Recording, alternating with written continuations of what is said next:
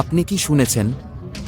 সংযুক্ত রাষ্ট্র সেনাবাহিনীর এক সাহসী অভিযানে এসএসের ডেরা থেকে উদ্ধার করা হয়েছে ৩৮ জন অপহৃত ইহুদি মহিলা। তাদের কারো গায়ে শেকল, কারো চোখে হতাশা, মুখে কোনো আনন্দের চিহ্ন নেই। তারা বেঁচে আছেন, কিন্তু শুধুমাত্র দেহ হিসেবে। আত্মা যেন অনেক আগেই মরে গেছে। এই চিত্র আমাদের মনে করিয়ে দেয় যে কেরালা স্টোরের সেই কথাগুলো, যাকে অনেকে বলেছিল গল্প, অতিরঞ্জিত বা ঘৃণার উপাখ্যান। কিন্তু বাস্তব তো কল্পনার চেয়েও ভয়ঙ্কর হতে পারে, তাই না? জঙ্গিরা দিনের পর দিন তাদের শরীরকে ব্যবহার করেছে শুধুমাত্র নিজেদের বিকৃত কান্নার সঙ্গী হিসেবে। এভাবে দিনের পর দিন ইচ্ছার বিরুদ্ধে একজন নারীকে দেহ হিসেবে ব্যবহার করা হলে সে আর নারী থাকে না, সে হয়ে যায় এক জীবন্ত লাশ।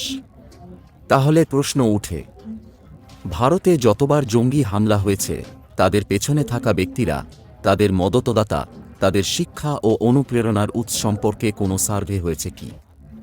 না, হয়নি। হয়েছে শুধু রুটিন মাফিক তদন্ত, কিছু বিচারের নাটক, আর ফাইল ঘেঁটে মুছে ফেলা গেছে বহু প্রশ্ন। কেন নয় একটি গভীর রাষ্ট্রীয় স্তরের জিহাদি মনোভাব ও অনুপ্রেরণা সার্ভে? কে এইসব জঙ্গিদের উদ্বুদ্ধ করে? কোথা থেকে আসে অর্থ?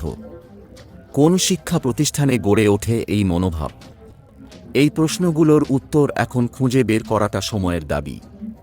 আমরা দেখি আফগানিস্তান, পাকিস্তান, বাংলাদেশ, এই দেশগুলোতে বারবার জঙ্গি হামলা। কিন্তু চীন ইসলামিক দেশগুলোকে সাহায্য করলেও নিজ দেশে ১ ইঞ্চিও ইসলামিক আইন চলতে দেয় না। তবে কেন ভারত এই বিষয়ে এত উদার? ভারত সরকারকে এবার সামনে আসতে হবে। ইসলামিক টার্গেট সার্ভে চালু করে গোটা বিশ্বকে সৎ করতে হবে।